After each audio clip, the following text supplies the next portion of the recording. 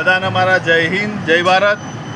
આજે અમે બીજી મુલાકાત દુબઈમાં આવ્યા છે। KK7 ચેરિટેબલ ટ્રસ્ટ તરફથી અમે આ દુબઈની મુલાકાતે આવ્યા છે। દુબઈમાં આ તમે નજારો જોઈ શકો છો કે શું ડેવલપમેન્ટ ઇન્ડિયા માટે આપણે કરવાનું હોય। પ્રકાશ શાહ સાહેબે આની પહેલાં અમને સિંગાપુર મલેશિયા મોકલ્યા હતા, ત્યાંનું અમે આ જોયું। પાછું ત્યાંથી હવે અહીંયા પાછા અમને શાહ સાહેબે દુબઈ જોવા મોકલ્યા છે। તો તમે અહીંયાથી જુઓ આપણે ઇન્ડિયા માટે શું ત્યાં કરીએ કે એના માટે thank you so much KK7 charitable ટ્રસ્ટને। રેડી બોલવાનું દરેકને મારા જય શ્રી કૃષ્ણ। KK7 ચેરિટેબલ ટ્રસ્ટમાં મહિલા સશક્તિકરણ અને મહિલા ડેવલપમેન્ટના કામો લગભગ 10-12 વર્ષથી હું KK7 ચેરિટેબલ ટ્રસ્ટમાં જોડાયો છું।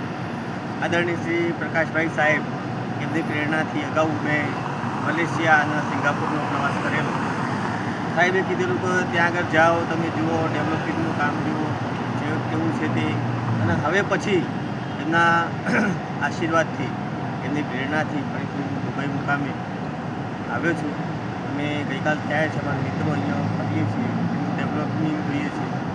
એટલે આની અંદરથી અમને અમારા લોકો માટે શું ઉપયોગી થાય એના માટે અમે એક સ્ટડી પણ કરીએ છીએ। આ તબક્કે KK7 ચેરિટેબલ ટ્રસ્ટના મુખ્ય ટ્રસ્ટી શ્રી પ્રકાશભાઈ સાહેબનો હું ખૂબ ખૂબ આભાર માનું છું। એમના પરિવારનો પણ ખૂબ ખૂબ આભાર માનું છું। સાહેબે અમને પ્રેરણા આપી અને એમના આશીર્વાદથી અમે 3 દેશોની યાત્રા કરી છે। જય હિન્દ જય ભારત। હું ભરત પટેલ છેલ્લા 25 વર્ષથી હું KK7 ચેરિટેબલ ટ્રસ્ટમાં સેવા આપું છું। આજે એક નવી જગ્યા, નવો દેશ, આ દેશ જોવા માટે અમને પ્રેરણા આપી છે અમારા સર આદરણીય શ્રી પ્રકાશભાઈ સર સાહેબે। અમારા સ્ટાફ KK7 ચેરિટેબલ ટ્રસ્ટમાં મારા સ્ટાફના મિત્રો ઇમરાનભાઈ સૈયદ, સુનિલભાઈ સાકરિયા, કનુભાઈ પંચાલ, અમારા સ્ટાફના મિત્રો સાથે અમે આજે અમારે દુબઈનો બીજો દિવસ છે।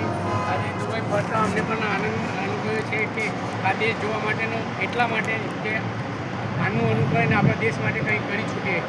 આ અમારું ટૂર આના પહેલાં પણ અમે સિંગાપુર, મલેશિયાનો પણ ટૂર કર્યો હતો। આ ટૂરની ટોટલી દુબઈ માટે ટૂરની ટોટલી જવાબદારી અને વ્યવસ્થા અમારા આદરણીય પ્રકાશભાઈ સાહેબ કરી છે।